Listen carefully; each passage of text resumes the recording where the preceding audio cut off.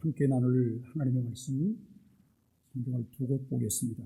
신명기 5장 16절 말씀과 에베소 6장 1절로 3절까지 말씀인데, 신명기 5장 16절은 제가 읽고 에베소 6장 1절로 3절은 함께 말씀을 읽도록 하겠습니다. 너는 네 하나님 여호와께서 명령한 대로 네 부모를 공경하라.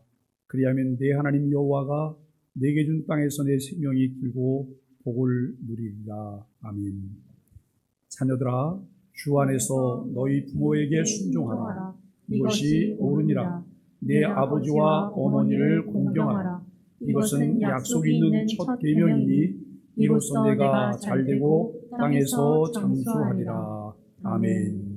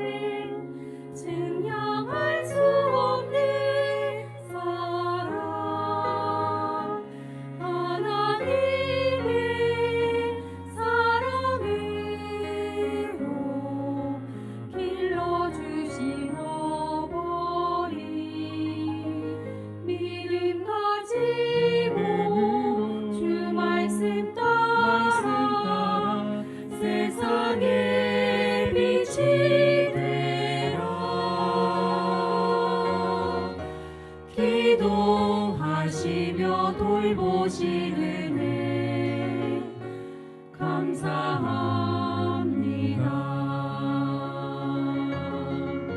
나의 기쁨과 슬픔에 늘 함께 하시며 언제나 사랑으로 포근히 안아주시는 어버이 사랑, 그 사랑이 하나님 사랑 알게 하시네. 바다보다 깊고 하늘보다 높은 그 사랑, 그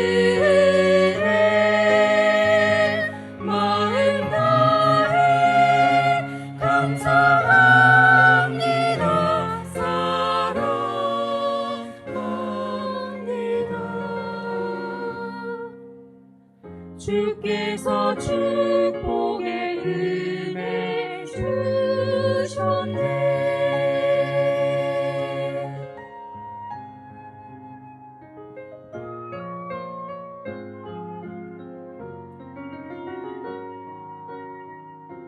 어버이 사랑 한없는 은혜 증량할 수 없는 사랑 하나님의 사랑으로 길러주신 어버이 믿음 가지고 주 말씀 따라 세상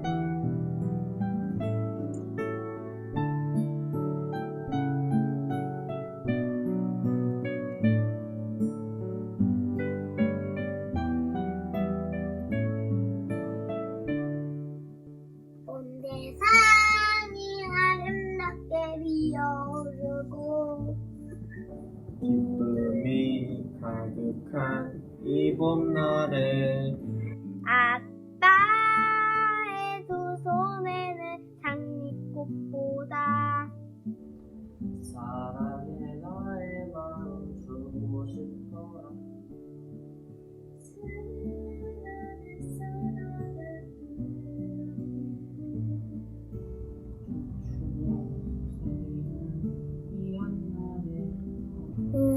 나의 가슴에는 진주꽃보다 미안 사이를 담고 있어야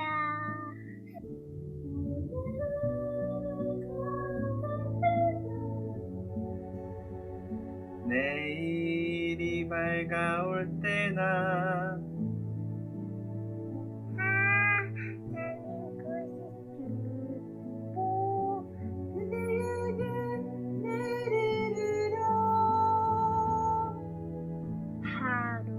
하루하루 살아가는 인생 속에서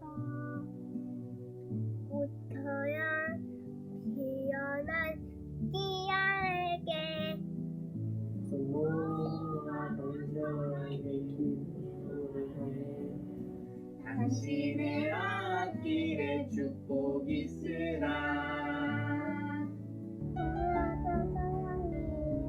오늘 감사합니다. 엄마 아빠 사랑해요. 엄마 아빠 사랑해요. 엄마 아빠 사랑해요.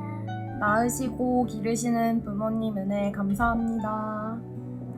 엄마 아빠 이 세상에 큰 사랑합니다. 소망의 교회 모든 부모님들 존경합니다. 감사합니다.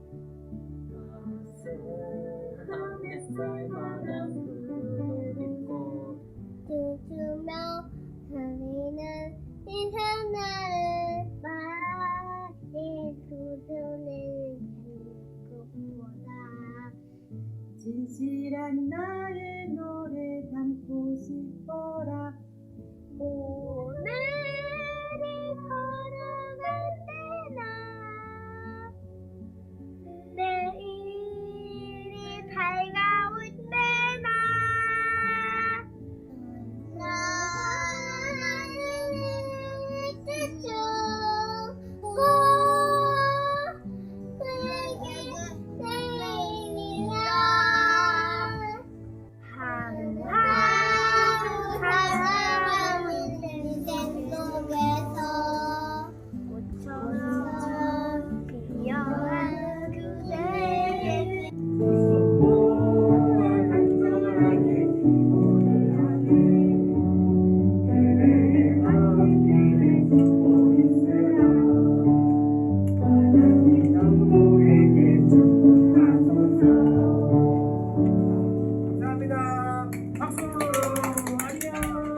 오늘 우리는 어버이 주일을 맞이하여 부모와 그 자녀라고 하는 주제로 함께 말씀을 나누려고 합니다. 지난 주일 우리가 어린 주일을 맞이해서 모세가 모세되기까지라는 주제로 말씀을 묵상했습니다. 오늘은 어버이 주일입니다. 부모와 그 자녀라는 주제로 말씀을 묵상하게 될 텐데 430년이라는 긴 세월 이제 애굽에서 종살이를 하던 이스라엘을 부르셔서 하나님의 백성이 되게 하시려는 계획을 위해서 하나님은 한 가정을 사용하셨습니다. 아므람과 요게벳의 가정을 사용하셔서 그 가정에 모세라는 자녀를 주시고 그를 사용하셔서 이스라엘을 애굽에서 출애굽하게 하십니다. 그 일을 위해 하나님은 주변의 다양한 환경들을 사용하셨고 자녀들을 사랑하며 최선을 다해 양육하는 그 부모와 자녀를 통해 일하셨습니다. 하나님께서는 모세를 이스라엘을 위한 지도자로 부르시기까지 80년 세월 동안 그의 삶의 현장에서 그를 단련하시다가 어느 날 호렙산에서 그를 이스라엘을 인도할 지도자로 부르십니다. 사람들은 전혀 상상하지 못한 방법으로 하나님은 하나님의 시간표에 따라서 하나님의 계획들을 진행하십니다. 하나님은 수도 면밀하게 이스라엘 백성들을 애굽에서 이끌어 내신 것은 그들의 하나님이 되시고 이스라엘을 하나님 나라 백성 삼으시려는 계획입니다. 모세와 함께 하나님의 기적을 보며 출애굽한 이스라엘 백성들 중에는 눈앞에 펼쳐질 자신들의 안위와 이기적인 욕심에만 관심이 있는 사람들이 대다수였습니다. 조그만 어려움이나 난관이 있어도 원망, 불평하며 좌절하고 낙심하는 이스라엘을 독려하며 모세는 시내산에 당도하게 됩니다. 하나님께서 시내산에 강림하셨습니다. 모세와 교제하며 이스라엘과 언약을 체결하십니다. 모세를 통해서 이스라엘에게 2개의 돌판에 새겨진 십계명을 주십니다. 그 십계명 서론에는 나는 너를 애굽 땅 종되었던 집에서 인도하여 낸 내 하나님 여호와니라고 말씀하십니다. 이 서론은 계명 실천의 토대요 전제와 같은 역할을 합니다. 이스라엘에게 이 계명을 주신 것은 하나님께서 주신 언약 안에서 그 백성을 사랑하고 보호하고 인도하시겠다고 하는 하나님의 마음입니다. 에덴 동산을 창설하시고 처음 사람 아담과 맺으셨던 행위 언약은 아담의 순종이 담보되어 있었지만 아담이 불순종하여 파기되고 그 대가를 지불하게 되었습니다. 삼위 하나님께서 은혜 언약을 세우셨는데 그 은혜 언약의 본질은 그리스도에 대한 믿음으로 그분과 연합되어 누리는 구속의 은총입니다. 그러므로 하나님께서 이스라엘 백성들을 애굽에서 구속하신 후 시내산에서 주신 율법은 결코 구원의 조건으로 주신 것이 아니라 그리스도를 전하기 위해 주신 이정표와 같은 것이라고 하는 것이죠. 이스라엘이 그 긴긴 430년 동안 애굽에서 종살이를 하다가 구속된 것은 율법에 순종했기 때문이 아닙니다. 하나님은 이스라엘을 아무 조건 없이 애굽에서 먼저 구속하셨고 구속받은 백성이기 때문에 십계명을 주셨습니다. 오늘을 사는 우리들도 마찬가지입니다. 우리가 율법을 지켜서 구원받은 것이 아니라 구원받았기 때문에 율법이 가르치는 구원받은 자의 생활 원리를 따라 은총 속에서 생활해야 한다라고 하는 것이죠. 여러분, 예수 믿는 사람들 중에도 두 부류의 사람이 있습니다. 율법주의자와 반율법주의자가 있습니다. 율법주의도 반율법주의도 하나님을 기쁘시게 할 수 없습니다. 오늘 우리는 어떤 이들은 율법의 순종이 아니라 복음으로 구원을 받았으니 구원받은 성도는 율법을 지키지 않아도 된다고 말하는 반율법주의자들이 있습니다. 그러나 이것은 매우 큰 착각입니다. 율법이 구원의 조건이 아니지만 구원받은 사람들에게는 구원받은 자의 삶이 존재하며 구원받은 자의 정체성이라고 하는 것이 있습니다. 죄인이던 우리가 하나님의 놀라운 은혜로 구원받아 성도, 거룩한 무리라는 정체성을 얻게 되었습니다. 성도로서 하나님의 은혜를 앙망하며 받은 은혜에 감사하며 순종합니다. 여러분, 예배당에 오면 다 성도 같아요. 왜냐하면 그 순간은 주를 바라보고 주의 말씀을 듣고 주께 순종하기 때문에 그래요. 그런데 예배당을 나가서 일상으로 돌아가면 하나님의 말씀을 잊어버려요. 하나님의 하나님 되심을 잊어버려요. 내가 주인이 돼서 내가 내 삶을 핸딩하려고 하죠. 여러분, 이렇게 하는 순간 우리는 성도다운 모습을 잊어버리게 될 것이라고 하는 것을 우리는 생각해 볼 수 있을 것입니다. 십자가에서 죽기까지 자신의 생명을 내어주셨던 그리스도의 놀라운 은혜를 묵상하며 그 생명의 능력을 힘입으며 순종합니다. 하나님께서 복음으로 우리를 값없이 구원하신 것은 우리가 전에 행하던 대로 어둠 속에서 허망한 것을 좇는 삶이 아니라 거룩하게 하시기 위함이라고 하는 것이죠. 모세를 통해 이스라엘에게 반포하신 율법은 구속받은 이스라엘 백성에게 언약을 맺으신 하나님을 알려줍니다. 그 하나님의 성품을 따라 어떻게 예배하고 그 언약의 요구에 응답하면서 살아야 할지를 알려주는 언약의 법이며 예배의 법입니다. 우리가 한시도 놓쳐서는 안 될 것이 있는데 그것이 무엇이냐면 하나님의 말씀이에요. 그 하나님의 말씀을 놓치지 않고 붙잡을 때 우리는 하나님의 성품을 배워갈 수 있고 그 성품을 닮아갈 수 있게 되어집니다. 앞에서도 말씀했지만 십계명 서론은 성도에게 율법은 구원의 조건이 아니라 이미 구원받은 자이기 때문에 생활의 원리로 내비게이션과 같은 것입니다. 십계명은 무엇을 믿을까를 알려주는 1계명부터 4계명까지의 하나님에 대한 계명과 어떻게 살까를 말씀하는 6계명부터 10계명까지의 언약 공동체 안에서의 이웃에 대한 계명입니다. 1계명은 예배의 대상이 누구인가를 말씀하세요. 예배의 대상이 누구인가? 이 계명은 그 대상이 누구인지를 안 예배자의 예배의 방법입니다. 3계명은 참된 예배를 위해 어떤 태도로 예배를 해야 하는지를 가르쳐 주고 있습니다. 4계명은 언제 예배해야 하는지 예배의 시기를 우리에게 말씀합니다.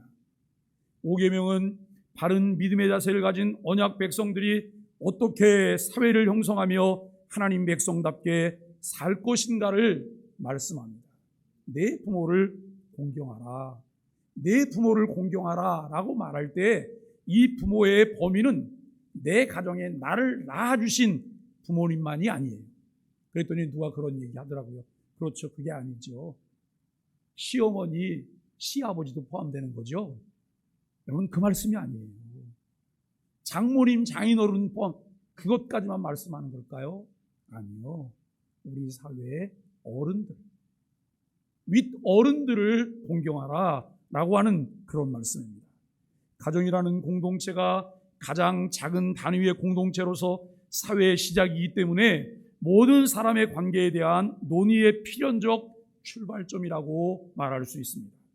하나님과 바른 관계 없이는 함께 공동체를 이루는 가정, 교회, 사회의 동료들과 바른 관계를 가질 수가 없다는 말씀입니다. 제5계명은 내 부모를 공경하라는 매우 단순한 것 같은 명령을 하고 있습니다. 5계명은 4계명과 함께 긍정적으로 제시된 계명입니다. 나머지 8개의 계명은 모두 하지 말라는 금지 명령으로 되어 있는데 이 2계명만 하라로 명령하고 있습니다. 고대 사회에서 아버지와 함께 어머니에 대한 공경이 강조되고 있다고 하는 것은 매우 의미심장한 내용입니다. 이렇게 어머니에 대한 강조는 고대 근동사회에서는 매우 이례적인 일이었기 때문에 그렇습니다. 여러분 그 사회는 아이들은 사람에 포함하지도 않아요. 그런데 아이들만 그럴까요? 여자들도 사람에 포함하지 않아요. 남자 장정들만 사람에 포함해서 계수를 해요.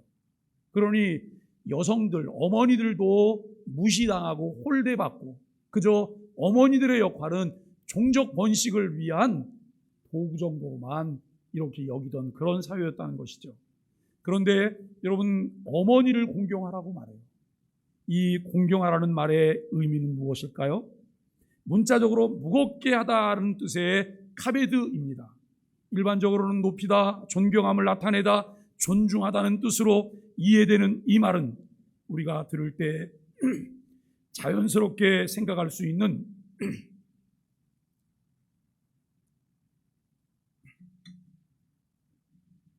모든 것들을 다 생각하면 좋습니다. 부모님을 존귀 여기며 높이고 그 뜻을 존중하여 그 뜻에 따라 이제 행하며 마음을 기쁘시게 해드리고 따뜻한 마음을 가지고서 봉양하고 자녀로서의 모든 의미가 잘 드러나게 살라고 하는 정도로 생각하면 이 공경이라고 하는 뜻은 잘 표현된 것이라 생각할 수 있을 것입니다. 에베소서에서 바울은 자녀들아 너희 부모를 주 안에서 순종하라고 명령하고 내 아버지와 어머니를 공경하라고 명하고 있습니다. 순종하는 것은 공경하는 것의 매우 중요한 측면으로 제시됩니다. 그러나 공경한다고 하는 것은 앞에서도 살펴보았지만 순종하는 것보다 훨씬 더 풍성한 내용을 담고 있습니다. 성경에서는 대개 공경한다는 말의 반대로 업신여기고 멸시하는 것으로 말하고 있습니다. 부모님에 대한 존경은 마음과 입과 손으로, 즉 생각과 말과 행동으로 나타나야 합니다. 동양적 교사상 일반적인 부모 공경을 우리가 살펴볼 수 있는데요, 성경이 말하는 부모를 공경하라는 말씀이 동양에서 일반적으로 강조하던 교사상과 비슷한 것일까요? 사람과 사람 사이의 가장 기본적인 관계성을 부모와 자녀의 관계로 보면서 그 사이를 규정하는 것이 부모를 공경하는 것을 이제 볼 때에 유사한 면이 있다고 하는 것이죠. 부모를 공경한다고 하는 것에서 말한다면 하나님의 언약 사상이나 동양 사상에서나 서양 윤리에서 생각하는 부모와 자녀 관계가 다를 것이 없습니다. 하나님을 섬기는 사람들은 그 누구보다 부모님을 잘 공경해야만 한다는 것에는 다른 이유가 없습니다. 하나님의 언약 백성의 삶의 규범은 계명을 중심으로 이루어지기 때문에 부모를 공경하지 않는 것은 있을 수 없습니다.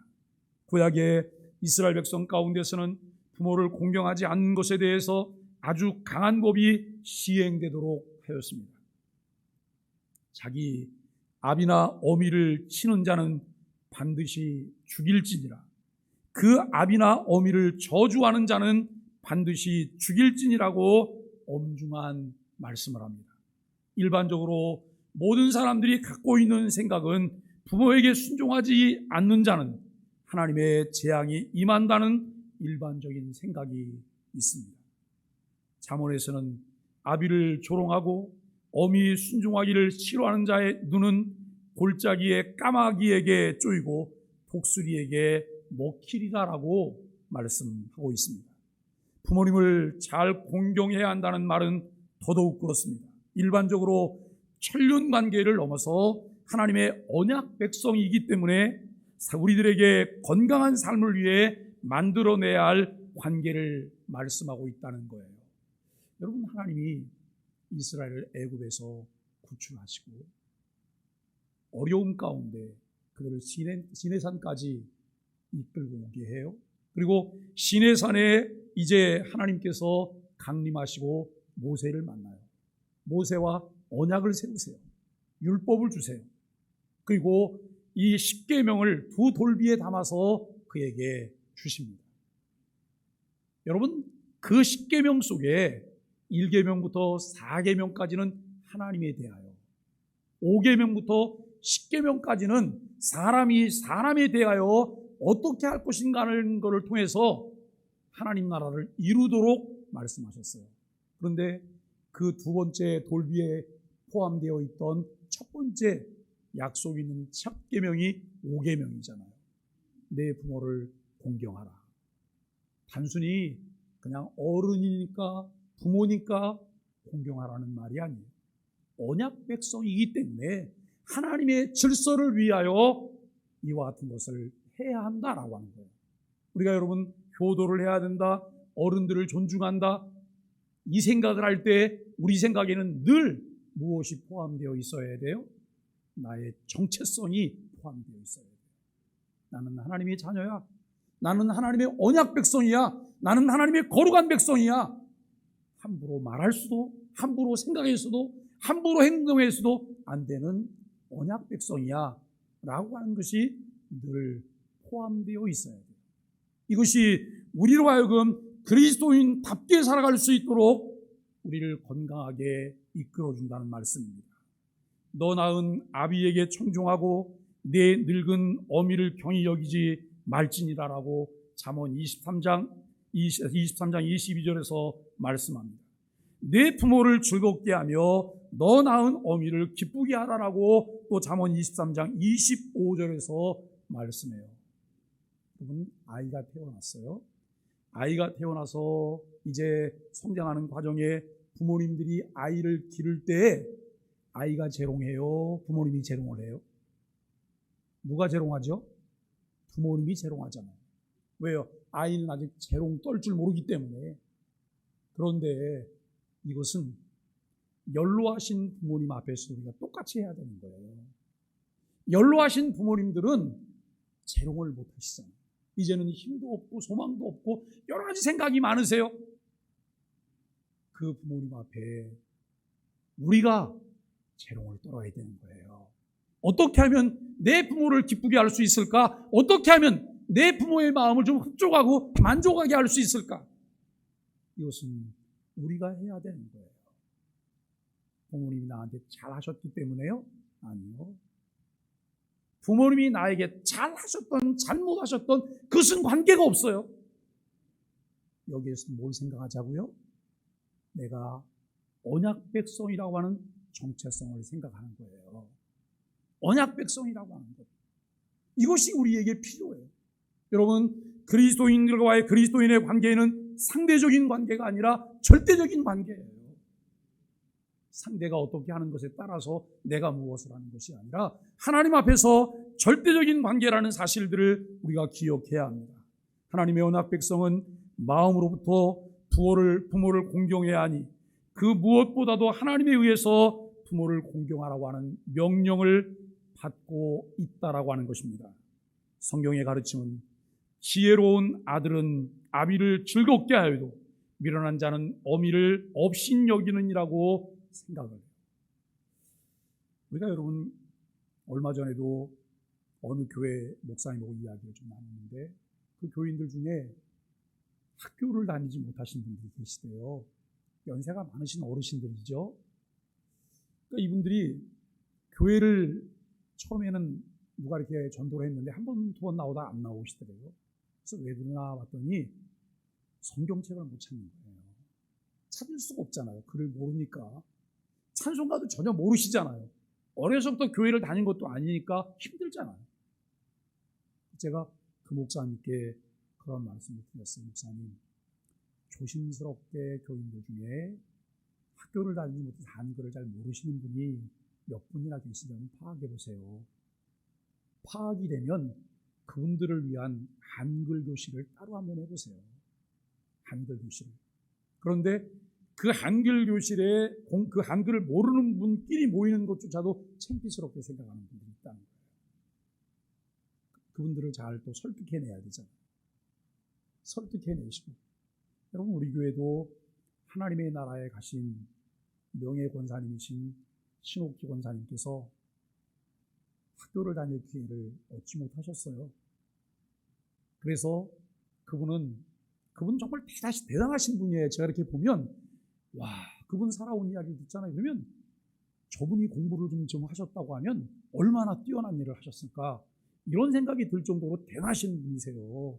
근데 교회 오시면 그저 본인 헌금 봉투에 이름 정도 쓰는 정도만 익혀가지고 하시면서, 그런데 본인이 학교를 다니지 못한 것에 대해서 부끄럽게 여기지 않고 말씀을 하세요.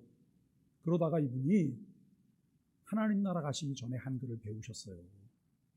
우리 소망의 문화의 대학에서 한글을 배우시고 그 다음엔 다른 것도 쓰세요. 그거 저한테 자랑도 하세요. 목사님, 이제 이것도 읽고 이것도 쓴다고. 참 쉽지 않은 그런 거죠. 그런데 부모님들이 자신은 학교도 다니지 못하고 먹을 것도 못 먹으면서 이 부모님들의 목표가 뭐였어요? 내 자식 잘 키우는 거였어요. 내 자식 잘 키우고 바르게 키우는 것, 이것이 부모님들의 목표예요. 그래서 여러분, 부모님들이 그야말로 쇠 빠지게 고생하면서 자녀를 잘 키워놨더니 그 자녀들이 우리 부모 무식하다고 무시를 해요. 아들은 무시를 하지 않는데 며느리가 들어왔는데, 며느리가, 우리 시어머니는 글자도 못 읽으면서 잘난 척은 혼자 다 한다고 이렇게 무시를 해요. 여러분, 이렇게 해서는 안 된다는 것이죠. 우리가 조금만 눈여겨 살펴보면 동양의 근본적 교사상과 기독교의 부모 공경의 태도에는 큰 차이가 있다고 하는 것을 알게 돼요. 그렇게 부모를 공경하는 근본적 동기에 차이가 있습니다. 하나님의 언약 백성은 부모를 존귀하게 여기는데 그 근본적 이유는 하나님께서 그렇게 가정의 질서를 주시고 자녀들로 하여금 부모를 공경하라고 하셨기 때문입니다. 신명기에서는 이 점을 더 분명하게 말씀하십니다. 신명기 5장 15절 말씀에 너는 너의 하나님 주 여호와의 명한 대로 내 부모를 공경하라 라고 말씀하세요. 시내산에서 모세를 통해 계명을 주셨지만 그 백성들이 잘 지키지 않기 때문에 모세가 다시 백성에게 전달하고 있습니다. 부모 순종의 근거가 여호와께서 명령하셨기 때문이라고 말씀하고 있습니다. 하나님과 그의 백성 사이의 언약 관계가 부모 공경의 토대를 이루고 있습니다. 이에 비해서 동양 사상에서는 부모됨은 절대적 위치에 있는 것을 확인합니다. 그래서 부모와 관련된 관계성을 규정할 때 거의 천륜으로 생각하죠. 하나님 백성에게는 하나님이 가장 먼저 오고 그로부터 부모와 자녀와의 관계성과 그들 관계에 대한 규정이 나옵니다. 결국 무엇이 절대적인가 하는 대상의 차이가 있다는 것이죠. 기독교적으로 부모님께 순종하는 것이 궁극적으로는 주 안에서 기쁘시게 하시는 것이기 때문입니다. 그렇기 때문에 그리스도인들에게는 부모 공경도 기독교 제자도의 한 부분으로 지켜지고 있다는 거예요. 누군가 여러분 교회 안에서 역할을 잘하고 있어요. 그런데 부모에게 함부로 해요. 부모를 공경하지 않아요. 속임수입니다. 속지 마셔야 돼요. 왜냐하면 하나님께서는 하나님을 사랑하듯이 부모님을 사랑하고 공경하라고 말씀하세요. 하나님께서 이 땅에 주신 기관들이 있어요. 그것이 무엇일까요? 교회와 가정이라는 기관이에요. 가정과 교회를 통해서 하나님 나라 질서를 세우기를 원하셨고 하나님 나라 천국의 모형을 배우기를 원하셨어요. 그렇기 때문에 우리는 가정이라고 하는 것을 통해서 어떻게 내가 부모를 공경하고 또 자녀를 사랑할까에 대한 이 부분을 곰곰이 생각을 해 보아야 합니다. 요즘 결혼도 늦어지고 또 자녀도 안 낳으려고 하는 사람들도 꽤 있더라고요. 어떤 가정은 자녀를 낳기를 간절히 사모하지만 자녀가 생기지 않아서 늘 그것 때문에 기도 제목인 가정이 있는가 하면 자녀를 안 낳으려고 해요. 왜 안 낳으려고 그러냐 이야기를 들어보니까 그들 나름대로 어릴 때 트라우마가 있는 분들이 있더라고요. 어릴 때 부모로부터 사랑을 받지 못해서 나는 내 자녀를 정말 사랑할 자신이 없기 때문에 안 낳을 거라고, 나같이 불행한 아이를 안 만들 거라고. 이것이 여러분 자신의 생각일까요? 성경의 가르침일까요? 자신의 생각이잖아요. 우리가 그리스도인이라면 내 생각이 아닌 성경의 가르침대로 우리가 순종해야 될 것입니다. 성경은 우리에게 생육하고 번성하라고 말씀하세요. 생육하고 번성하라고. 자녀는 하나님이 주시는 거잖아요. 오늘 우리가 어떻게 하면 참 그리스도인 제자도를 갖춘 그리스도의 제자로 살아갈 수 있을까요? 그저 사회적 관례에 따라 부모를 공경하는 것이 아니라 주님의 뜻을 따르는 언약 백성이라는 큰 틀 안에서 기쁨으로 섬기는 일입니다. 주 안에서 순종하는 것이 옳다는 말은 이 세상에서 말하는 효와는 다른 방식의 공경을 낳습니다. 동양에서는 부모 사후에도 효를 하는 것으로 제사를 모시도록 해요. 그러나 하나님 중심적 부모 공경에서는 부모님을 지극히 정성으로 섬기고 또 사후에라도 존중하지만 제사를 하는 등은 하지 않습니다. 여러분, 기독교와 바깥 세상의 차이는 무엇일까요? 바깥 세상에서는 생존에 잘 못했던 자식들도 사후에 부모에게 잘해야 된다는 생각을 가지고 여러 가지를 꾸미면서 보이는 일을 해요. 그러나 기독교는 사후에 할 수 있는 것이 아무것도 없어요. 생존에 하는 거예요. 생존에 계실 때에 내가 효도하는 거예요. 생존에 계실 때에 마음을 쓰는 거예요. 따뜻하게 하는 거예요. 무엇인가 함께 나누는 거예요. 그분을 돌봐드리는 거예요. 그분이 돌아가시고 나면 그분을 위해서 할 수 있는 것은 우리에게 아무것도 없어요. 그분은 육신이 한 줌의 재로 돌아갔지만 영혼은 하나님 나라에 가셨기 때문에 우리가 할 수 있는 것이 없다는 거예요. 여러분, 그 다음에 뭘 자꾸 하려고 하는 것은 신앙적이지 않아. 신앙적이지 않습니다. 여러분, 사후에 무엇을 하려고 하는 것은 이제는 생존해 계신 부모님이나 아니면 어른들에게 그 부분을 하시면 돼요. 내가 우리 부모님 생전에 뭘 못했어요. 마음이 아파요. 그런데 부모님 돌아가셨어요. 그것 때문에 매일매일 가슴 치며 후회하고 여러분 안타까워하기만 하실 건가요? 아니요. 주변에 다른 어른들이 내 부모와 같다는 생각을 가지고 그분들에게 극진히 사랑을 베푸는 일을 하는 것이 우리에게 필요한 것이라고 하는 것이죠. 강조를 위해서 주신 말씀의 의미를 우리가 살펴보면 부모를 공경하라는 이 강조하기 위해서 출애굽기나 신명기에서 명령 뒤에 그리하면이라고 하시면서 어떤 축복의 말씀이 더하여져 있는 것을 알게 됩니다. 출애굽기에서는 그리하면 너의 하나님 여호와가 내게 준 땅에서 내 생명이 길리라고 말씀하세요. 신명기에서는 그리하면 너의 하나님 여호와가 내게 준 땅에서 내 생명이 길고 복을 누리라고 말씀하세요. 출애굽기는 먼저 주신 말씀이고 여러분 신명기는 모세가 출애굽기 말씀을 근거로 해서 재해석하면서 강조하고 있는 말씀이라는 거예요. 공경하면 생명이 길 거라는 거예요. 복을 주신다는 거예요. 단순히 여기서 여러분 생명이 긴다고 하는 것은 오래 산다고 하는 것만 말하지 않아요. 요즘 수명이 길어졌잖아요. 수명이 길어졌는데 길어진 것이 행복이 아니고 불행인 분도 많으세요. 노후 준비가 되어 있지 않아요. 노후의 삶이 너무 고달파요. 외롭고 쓸쓸해요. 이것을 우리가 복이라고 말하기가 어렵잖아요. 여기에서 생명이 길 것이라고 하는 것은 단순히 수명만 긴 것이 아니에요. 그의 쓸 것이 풍족할 것이다. 그의 필요가 채워질 것이다 라고 하는 말씀입니다. 이와 같은 말씀을 염두에 두고 바울은 에베소서에서 내 부모를 공경하라고 말할 때 이것이 약속 있는 첫 계명이라고 합니다. 그리고 내가 잘되고 땅에서 장수하리라고 말씀합니다. 바울이 에베소서에서는 이 계명이 약속에 주어진 것을 주목합니다. 하나님께서는 부모 공경하는 것에서 그것을 매우 강조하시면서 이를 잘 지키는 자에게는 복스러운 삶을 오래도록 누리도록 하실 것이라는 매우 현세적인 약속을 하셨습니다.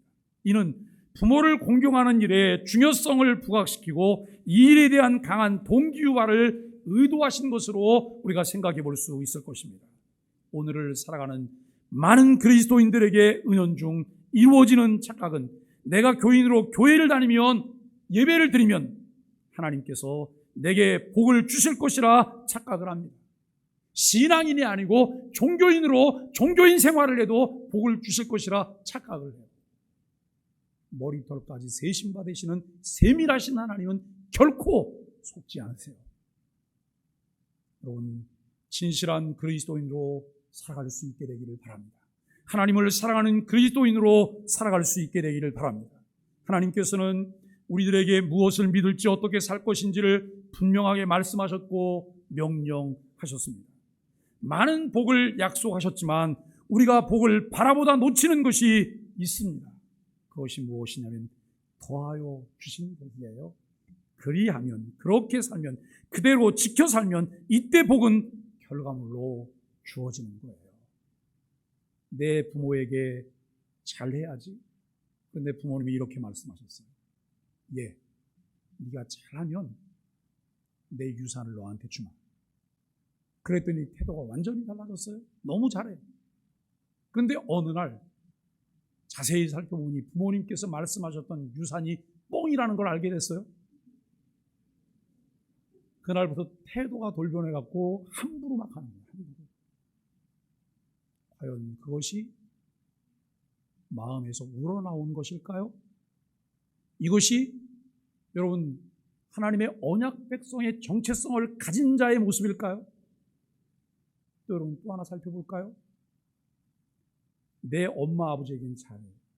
결혼해서 시집을 갔더니 그야말로 시자가 붙은 엄마 아빠가 계세요.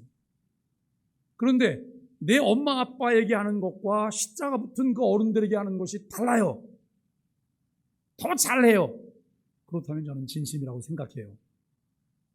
그런데 여러분, 내 엄마 아빠에겐 잘하는데 시자가 붙은 어른들에게 할 때는 뭔가 늘 좀 마음에 불편함이 있어요. 또 여러분, 사위도 마찬가지예요. 자기 엄마 아빠에게는 잘하라고 아내에게 늘 말하는데 장인 장모님한테는 잘하지 않아요. 여러분, 이것은 언약 안에 있는 언약 백성의 모습이 아니에요. 언약 백성의 모습이 아니에요. 나에게 어떤 조건이 있기 때문에, 상대적인 것 때문에 내가 여러분 것을 하는 것이 아니라 하나님께서 내게 주신 말씀과 그분이 베풀어 주신 은혜로 내가 언약 백성 되었기 때문에 말씀에 순종하는 모습을 갖는 것이죠. 왜 5계명에는 이런 약속의 말씀이 있을까요? 앞에 있는 4가지 계명은 하나님께 대한 절대적인 것이었습니다. 약속 여부가 필요 없습니다. 선택의 여지가 없는 반드시 지켜내야 될 명령입니다. 부모를 공경하는 것도 반드시 해야 하는 것이지만 사람들에게는 폐역의 본성이 있어서 많은 경우 그것을 지키지 않을 수도 있기 때문에, 그럼에도 불구하고 이 계명을 지키는 자들에게는 하나님께서 특별히 긴 생명과 함께 복을 내릴 것이라고 하는 약속을 주셨습니다. 부모를 공경하고 순종함으로써 하나님의 언약의 사실을 생활로 느끼고 체험하게 됩니다. 부모를 공경하지 않는 자들은 하나님의 언약을 깨는 사람들로 여겨지며, 역으로 부모를 순종하는 일은 하나님과 맺은 언약을 지키는 일의 한 부분으로 여겨집니다. 부모를 포함한 하나님께 순종하는 일 전체에 대해서 같은 약속을 주시기도 합니다. 솔로몬에게 하나님께서 이렇게 말씀하시기도 했습니다. 열왕기상 3장 10절에 보면, 내가 만일 내 아비 다윗이 행함같이 내 길로 행하며 내 법도와 명령을 지키면 내가 또 내 날을 길게 하리라라고 말씀합니다.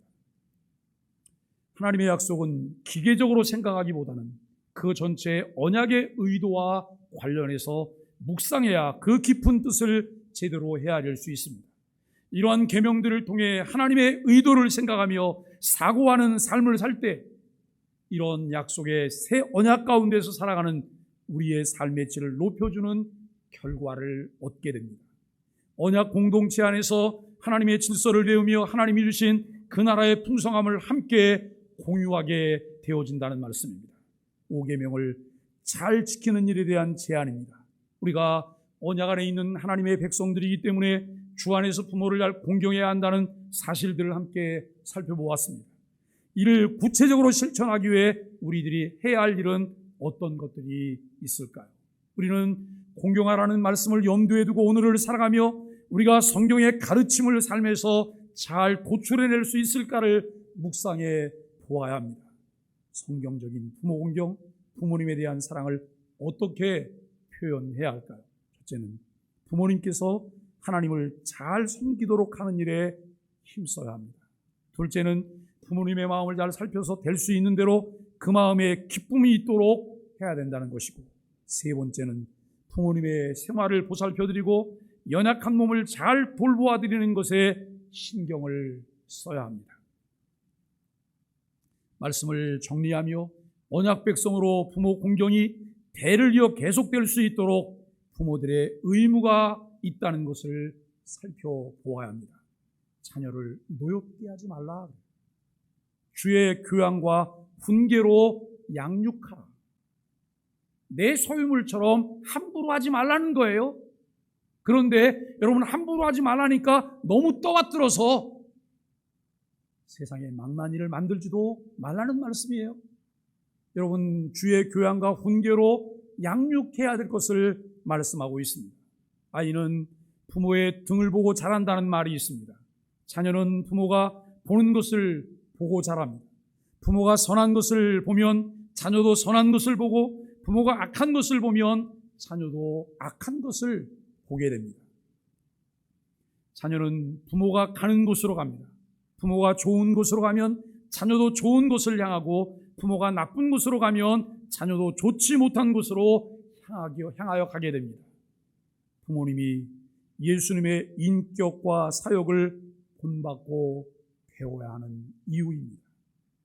부모된 사람들이 주의 말씀을 따라서 자녀를 바르게 주의 교양과 훈계로 양육하고, 자녀된 사람들은 주의 말씀에 따라서 부모님을 잘 공경하도록 해야 합니다.